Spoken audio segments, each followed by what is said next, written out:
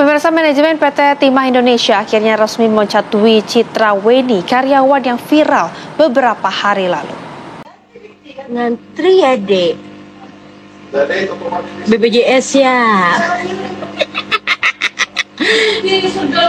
BPJS masih honorer ya. Kebetulan saya kan saya nggak ngantri deh, pasien prioritas. Kebebasan berpendapat merupakan salah satu hak yang dijamin konstitusi di Indonesia. Namun, dalam prakteknya kebebasan ini seringkali disalahgunakan untuk merendahkan dan menghina orang lain.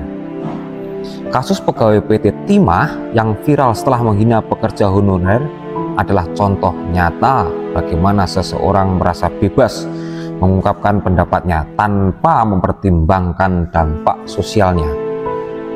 Kejadian ini menuai kecaman luas karena dianggap mencerminkan sikap arogan dan tidak menghargai profesi orang lain. Budaya menghina di Indonesia masih sering terjadi karena banyak orang tidak memahami batas antara kebebasan berpendapat dan penghinaan.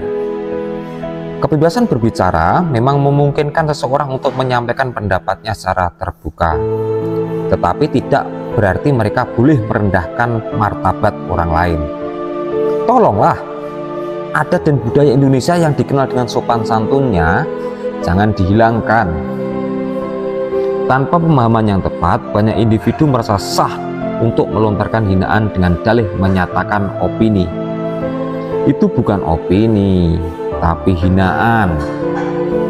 Selain itu, media sosial semakin memperparah fenomena ini. Dengan adanya platform digital, orang dapat dengan mudah menggunakan komentar atau video yang berisi penghinaan. Anonimitas di dunia maya juga membuat banyak orang merasa lebih bebas untuk mengeluarkan kata-kata tanpa rasa takut terhadap konsekuensi. Seperti dalam kasus pegawai PT Timah, unggahan yang merendahkan orang lain dapat menyebar dengan cepat dan memicu kemarahan publik. Ya jelas marahlah, siapa yang mau dihina? Kurangnya regulasi yang tegas terkait ujaran kebencian dan penghinaan juga menjadi faktor utama. Meskipun terdapat undang-undang tentang pencemaran nama baik dan ujaran kebencian, penerapannya masih belum konsisten. Dalam beberapa kasus, pelaku penghinaan bisa lolos dari hukuman. Sementara dalam kasus lain, hukuman yang diberikan tidak cukup untuk memberikan efek jera. Hal ini menyebabkan budaya menghina terus berkembang karena tidak adanya konsekuensi yang jelas. Pendidikan karakter yang masih kurang dalam sistem pendidikan juga berkontribusi pada maraknya budaya menghina. Banyak orang tidak diajarkan bagaimana caranya berkomunikasi yang baik dan menghormati pendapat serta perasaan orang lain. Kebiasaan menghina seringkali terbentuk sejak kecil, terutama jika seseorang tumbuh dalam lingkungan yang membiarkan atau bahkan menormalkan perilaku tersebut. Selain itu, kesenjangan sosial dan ekonomi juga menjadi pemicu utama budaya menghina.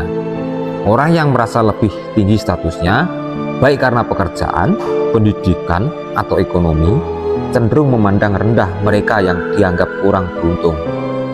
Hal ini terlihat dalam kasus pegawai PT Timah yang merasa lebih unggul hanya karena status pekerjaannya lebih tinggi dibandingkan pekerja honorer. Mereka tidak sadar bahwa jabatan itu bisa disebut tinggi karena ada jabatan yang lebih rendah, dan itu saling berkesinambungan. Itulah hidup. Meskipun kebebasan berpendapat dijamin oleh hukum, kebebasan ini harus diimbangi dengan tanggung jawab moral dan sosial. Tanpa kesadaran akan dampak dari ucapan atau tindakan seseorang, kebebasan berbicara justru dapat menjadi alat untuk menyakiti orang lain. Oleh karena itu, diperlukan keseimbangan antara hak individu dalam menyampaikan pendapat dan kewajiban untuk tetap menghormati orang lain.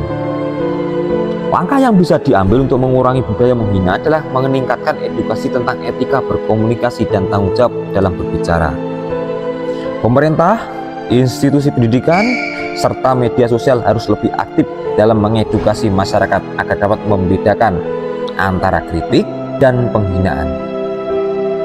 Selain itu, regulasi terkait ujaran kebencian dan penghinaan harus ditegakkan dengan lebih ketat agar ada efek jera bagi para pelaku. Pada akhirnya, Kebebasan berpendapat seharusnya digunakan untuk menyuarakan hal-hal yang positif dan membangun, bukan untuk merendahkan orang lain. Jika masyarakat lebih memahami batasan dalam berbicara dan berinteraksi, maka budaya menghina di Indonesia bisa berkurang. Menciptakan lingkungan yang saling menghormati bukan hanya tugas pemerintah, tetapi tanggung jawab bersama agar kehidupan sosial menjadi lebih harmonis.